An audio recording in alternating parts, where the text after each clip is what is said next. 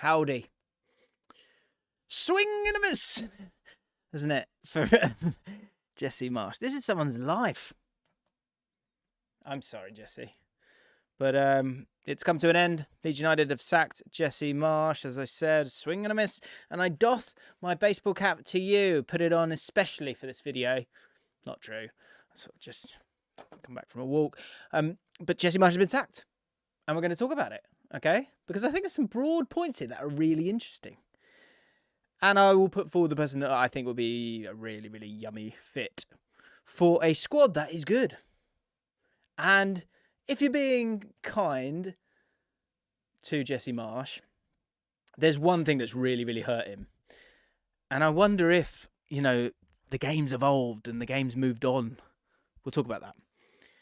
But the one thing you could say to him is you've brought in all these players and he's been a little bit hard done by in the sense that, first of all, they played a game at the weekend where, yes, the attacking cohesion pattern, which I think is a big reason why he's lost his job, wasn't there. But the sort of results bias when everyone was talking about the game against Nottingham Forest was outrageous, if we're honest.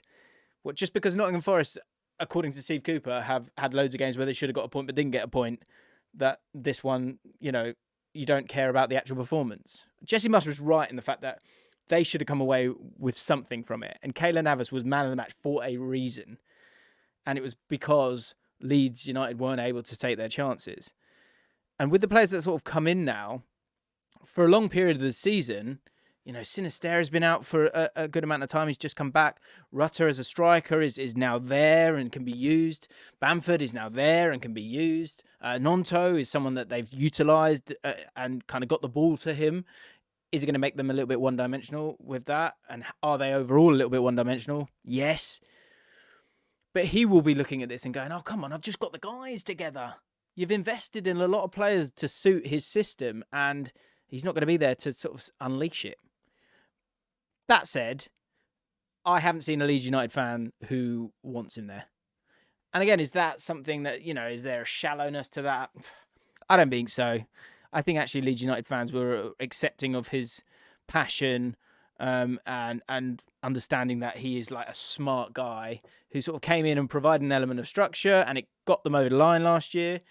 And you thought he could kind of run with that. And at the start of the season, I thought they could run with that. I also thought they would be one of the teams down the bottom. So it's not an outrageous thing to suggest that they would be down there. But I think the run of results, and it's one of those where I'm going to have a look at some XG stuff here. And if that's not your bag, I won't be looking at it for long, to be honest. So just stick around. But ultimately, it comes down to output. And we'll have a look at that as well. And there's one glaring problem here. And FJC... I see you. And I did ask FJC, who's a Leeds United fan, who's one of our key men in the Discord server, the Allcott Ultras. If you want to get involved, please do. I'll put a link in the description. But he was saying that it was the same game time and again. And I think that's really interesting. And when we have a look at this, there's one glaring problem here. But opposition managers, this is what FJC said, opposition managers were able to figure out that the way that Leeds United play in terms of being, counter-pressing, if you can stop that and be switched on to that, you can find them out a little bit.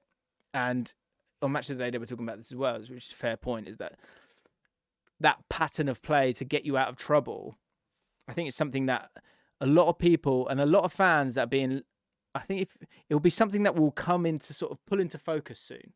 Whereas you have to have a plan, but not only that, that plan needs to be embedded, and you also need to be able to find a load of different ways of getting it done, but you have to be able to do it really, really quickly. And that's what the teams that are doing well. And if you look at the teams, say the Chelseas, the Liverpools of this world, what they're struggling with right now is when you can't do what you want to do really, really quickly, the level in the Premier League is so high that you're going to come undone. And it's almost like they've gone beyond that when it comes to Leeds, where they kind of know what they're going to do, but it's just so obvious that it's one of those where it's, okay, what else can you do? And there isn't much there, really. Let me show you this, because I think what's interesting here, right, is the fact, and let me move it across a bit, is, so when it comes to expected goals for Leeds United, set piece goals, they're in the middle here. If you can see them in the middle. Set piece XG in the middle. Expected goals, where are they? Slap bang in the middle. So a lot of teams underneath them. So creating a certain amount and scoring, and they're sort of bang on it. So you would say that they're kind of getting what they deserve in terms of the goals that they're scoring. The problem is, when we scroll down, is the expected goals in open play and being switched on in transition against this team and having a plan for them. That's where they're really, really struggling. They've got the third highest open play XG, and that's going to get you in trouble. That is going to get you in real trouble. And again, the XG is 23, the goals are 24. So, and the same goes with set pieces. You can see it here, 6.36, 7. So they're getting what they deserve. They are getting what they deserve. And, you know, when you marry those two and you're conceding 2 goals every game, let me show you here. If we scroll down just a bit, yeah, you're conceding, and in particular, away from home, you're conceding 2 goals a game. You're in trouble. And obviously, if you're scoring 1.4, you're losing. You know, time and again, you're going to be losing in these games.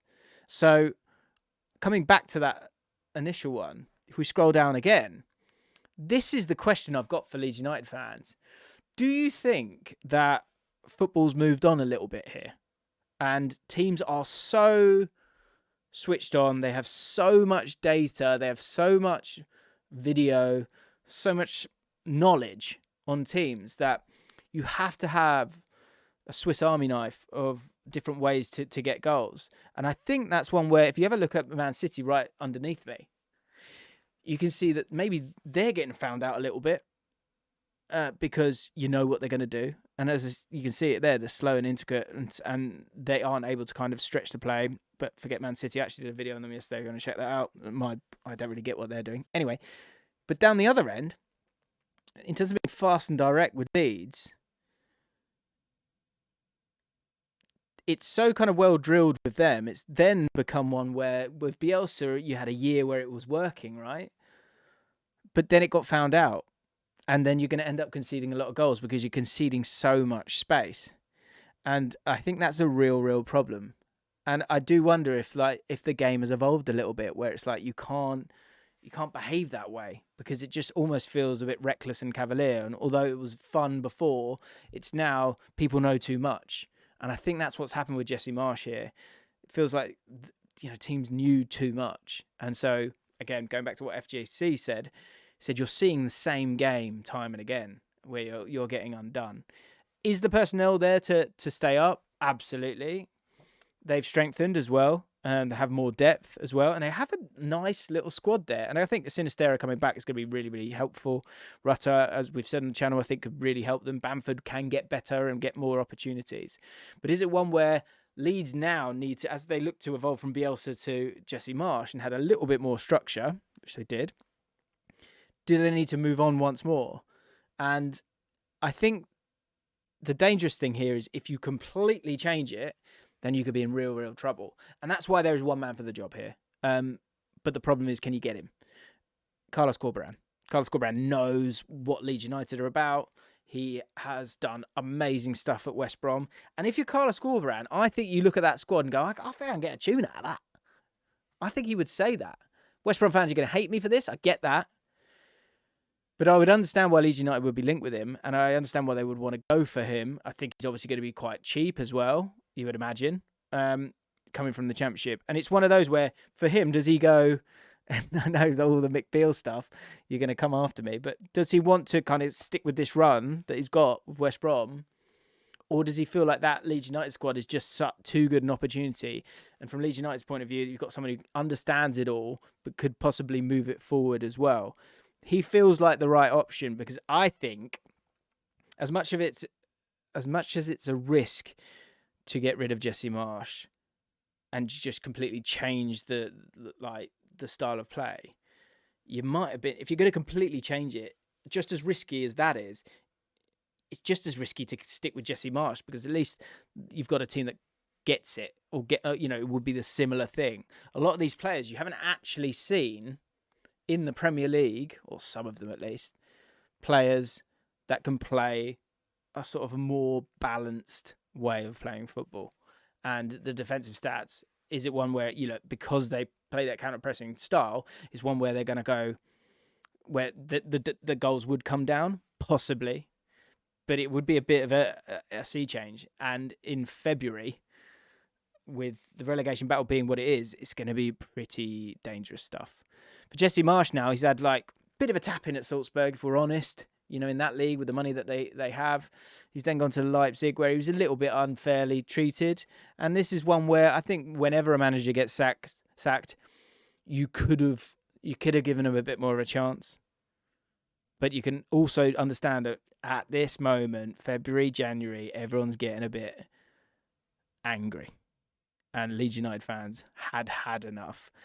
Look, I'm speaking from a sort of element of understanding of the situation there. I think there have been good performances at times, and I think they've put effort in for the manager, but the output's not really been there. I don't think there's been any sort of downing of tools, as they say. But Leeds United fans, talk to me. How are you feeling about this one? Is it one where just he wasn't the guy, didn't have the gravitas, didn't have the tactile acumen to really switch it up? Or is it a broader philosophy that this kind of style of play is too full on one road, too extreme, that you can't change it up tactically? Maybe I'm being a bit naive in saying that. Let me know how you're feeling. If you're new to the channel, hit the subscribe button, hit the like button, and check out the Fallout if you haven't watched it as of yet. Thanks for watching. See you soon.